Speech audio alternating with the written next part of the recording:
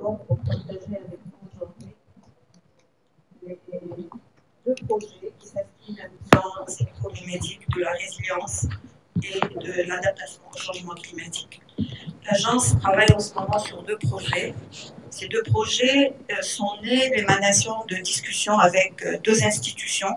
La première, c'est l'AFD au cours d'un financement de nos projets normaux, je dirais, d'entretien et d'extension de nos infrastructures. Nous nous sommes rendus compte que nous faisions énormément de choses sur la RSE, mais sans le formaliser. Et donc, nous avons travaillé sur notre responsabilité environnementale et sociétale, et ça a abouti à la signature dernièrement de la politique RSE de l'agence qui, dans au moins 3 ou 4 axes entrés à l'environnement, je ne vais pas m'attarder là-dessus, mais c'était important d'en parler. Le deuxième projet est né des discussions que nous sommes en train de mener aujourd'hui avec la BERD sur également l'entretien, le financement des projets de l'agence en termes d'infrastructures portuaires.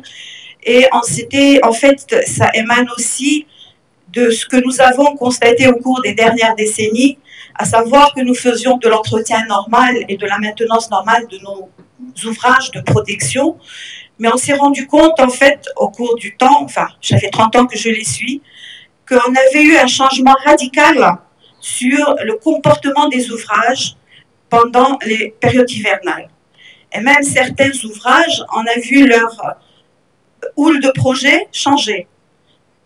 Pratiquement de plus, par exemple, le port de Mohammedia, dans la houle de projet était à 11,50.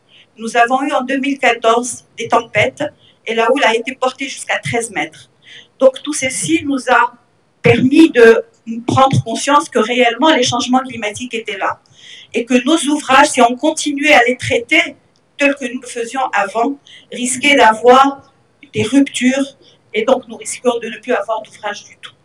Et donc avec la BERD, nous avons essayé de mettre en place une étude pour mettre en place un diagnostic de toutes nos infrastructures et après de définir un programme d'investissement prioritaire en prenant deux ports pilotes et en essayant de travailler sur ces ports et de déterminer les nouvelles manières de faire en tenant compte bien évidemment des données récentes et en essayant plutôt, comme ça a été dit ce matin par M. Morcet, de ne pas être en pompier, mais plutôt avoir la connaissance de notre vulnérabilité et de pouvoir être opérationnel bien en avance.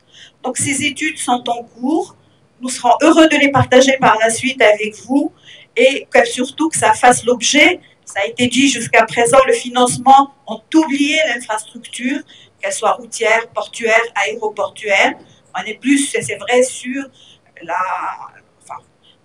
comment décarboniser, mais je pense qu'aujourd'hui, on a besoin que ces projets-là soient portés par des financements et on serait heureux que les instances internationales et que les fonds, notamment le fonds climatique, puissent répondre à ces besoins dans nos infrastructures aujourd'hui en réellement besoin.